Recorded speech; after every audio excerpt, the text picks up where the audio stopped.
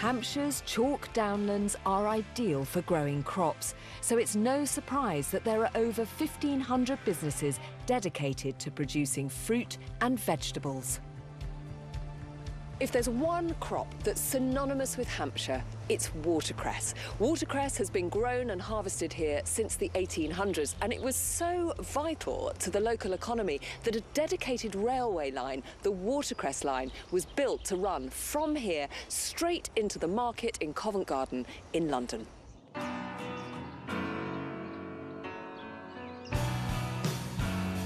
It's January, and I'm on my way to Old Alresford, next to the River Arle.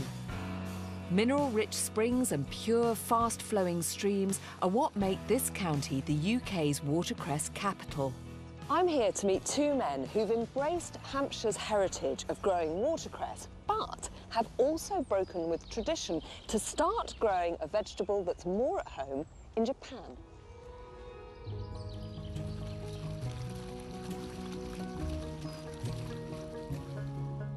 Tom and John are the only growers in Europe of one of the world's most expensive vegetables, wasabi.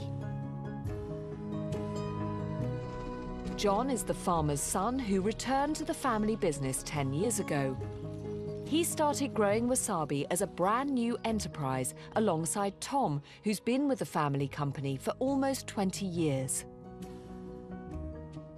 The pair now hope to tap into a sushi industry worth £70 million in the UK. With the rise of sushi, more and more people are eating better quality sushi, more and more people are making sushi at home. And if you want to eat the best sushi, that should be served with fresh wasabi. John and Tom's wasabi growing plot turned over £350,000 last year.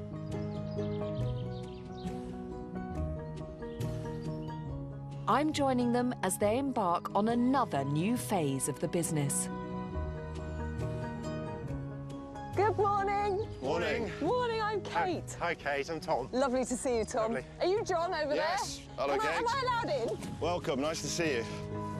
The springboard to the fledgling wasabi business is the infrastructure of John's family watercress business, which has been here for 30 years. It feels awful trampling all over all this beautiful, beautiful watercress. Wow. So here we are, surrounded by fields of green. What is it about this area that makes it so perfect for watercress? It's the water. Historically, water has always been present here. The farms are built because of the water. Right. And the water is nutrient-rich. Yeah. It brings the minerals up from 40 metres below the ground. It runs naturally through the beds and feeds straight back down into the rivers. And what is it about watercress that had this extraordinary level of demand? It was known for its health properties. I mean, traditionally in Victorian England, watercress would be sold as your daily dose of vitamins. Oh, really? So instead of just popping a pill, you just ate a handful of watercress? Exactly right. Well, I'm standing here with my wellies now getting all the benefit. Is this edible as it is? Of course it is, Can yeah. I just pick a bit? Try some. So we can just munch it? Yeah, of course you can, yeah. It's quite peppery at this time of the year. Oh, it's lovely. Yeah, you get the heat from it as you're chewing it.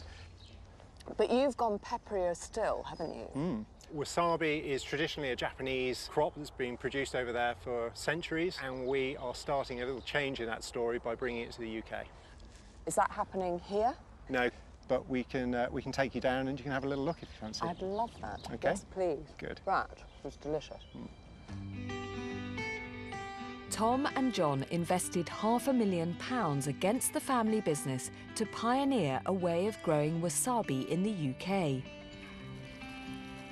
The plant has been rarely available here before now, and to recoup on investment, they're banking on it becoming a new, fresh ingredient for chefs and supermarkets across the country. Oh my goodness, look at this. It's all very mysterious and undercover and kind of secret. Now, you've got a good, flourishing watercress business with a market that you know about. Why bother growing something Japanese in Hampshire? We were getting phone calls a number of years ago from individuals in America, in Spain, talking about wasabi and said, well, why aren't you looking at wasabi? We didn't know what it was, so we went to London, we tried to buy fresh wasabi, nobody had any. That naturally raised the level of interest because we like complicated sort of solutions.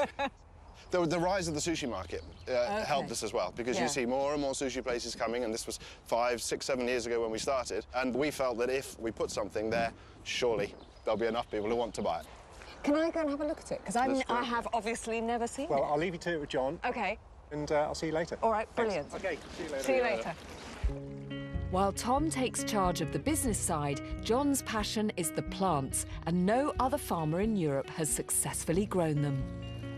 So did you have to go to Japan and basically get them to tell you how to do it? We approached, we were knocked back to some degree. Okay. I mean, we felt that trial and error was going to be the best way for us to learn how to grow this crop in a place that had never been grown before. Right. So we used the know-how that we have from Watercress, and we just started small. Right. So we started with 400 plants. And where did you even get the plants from? The plants came from Japan. OK. That took a little bit of work, but once we were able to get our hands on the plants, we planted them in several different ways. Some of it worked, some of it didn't, and we developed from there. John employs 3 full-time staff to maintain the wasabi plants, all working alongside head farmer David. David, hello. Kate, lovely to meet you. How different is this to grow than other crops that you've been involved with? It's very sensitive to heat, Yeah. heat stress, extreme colds. So we take precautions to prevent those, like putting the covers as we have them now. Yeah. And we even double that up in the summertime. Is it possible to see one? Yeah, we can go and pull one from... Can we go and pull one up? something from further up the top of the bed. Like ginger or turmeric, the valuable part of the wasabi plant is the stem, called a rhizome. So yeah, you put your hands around the biggest rhizomes, which is one there, I and can then feel one it. around the back. Yeah. And then just give a gentle tug. John and David built raised beds to ensure the plants would grow successfully. There we go. And we shake off the gravel. There you go, the first wasabi, and you can see that there's the rhizome on that particular plant. Oh, yeah, so it's this bit here. That's right, that's the prize. That's the prize. Yes. It took 3 years of crop development, trial and error before John could harvest his first wasabi. They don't look like plants that grow particularly quickly. No, even when they're happy and they're growing well in our climate, they're going to take approximately 18 months to reach harvest. Oh, my goodness. But of course, it's not until you take the plant out and you break it up and you try it that you know whether or not you're successful. Yeah. Oh, wow. So it's a good investment in time.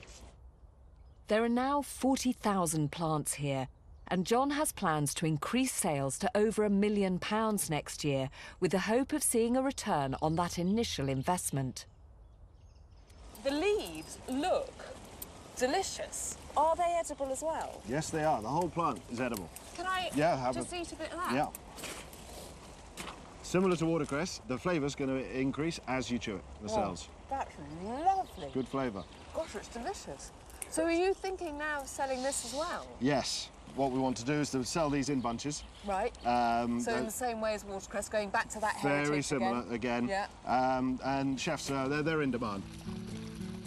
John plans to make use of every part of the crop, from rhizome to leaf to flowers. None of it will go to waste.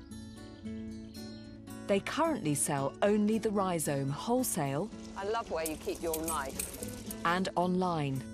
So, John, when you come to sell these, are you selling them as that? You'll trim it to here, and, Yeah. and that's the piece that you'll sell.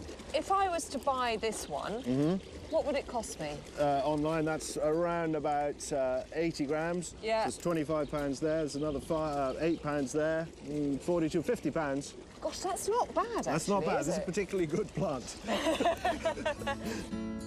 It's the time and effort taken in the growing that makes wasabi so expensive. Now, I love wasabi, but I've never seen it other than in a tube, and it's a bright green paste, and it blows your head off. But you are seeing there is a lovely green. But it is very green. It is very green. Absolutely. And with the imitation product, it's lurid because there's colouring involved.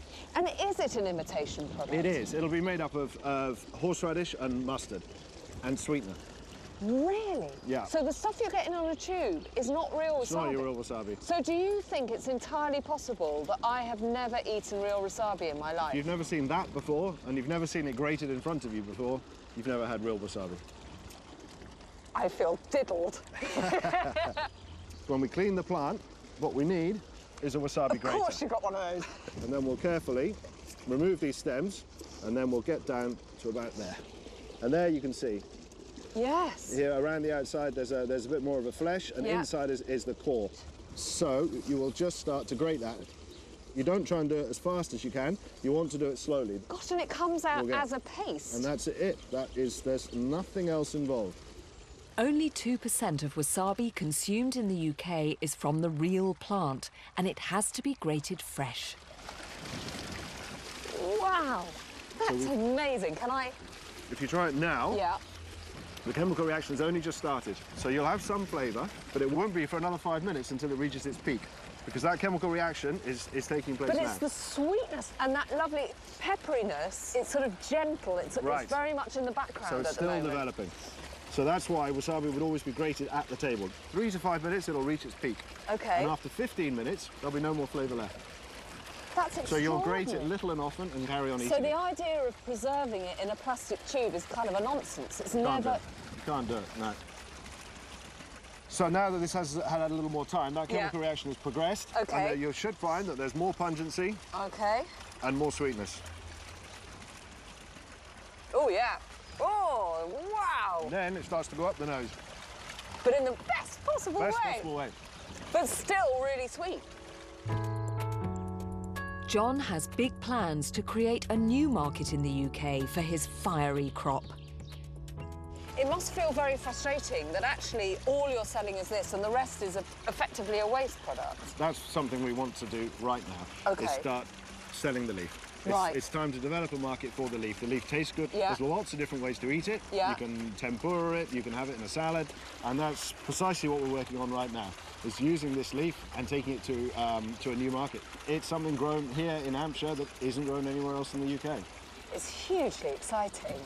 But in the meantime, I'm going to have another squirt of that because if it only gets better, oh, that is a wonderful one. I'm never going to buy one of those horrible plastic tubes ever again. Good. In the next 4 weeks, John will harvest the leaves of the wasabi for the first time. But can they make an impact on the billion-pound UK salad market and start creating a bigger profit from their plants? What I really admire about what they've done is that they still have that hunger and that willingness to innovate, to take risks, to do something new. And wasabi really is new. But they've still got to make this work. And I love the fact that they're prepared to look at the leaves as well as the rhizomes to make sure that this very brave enterprise actually does pay off for them. And it's going to be these next few weeks and months that will be the proof of whether they've been absolutely mad or absolutely brilliant.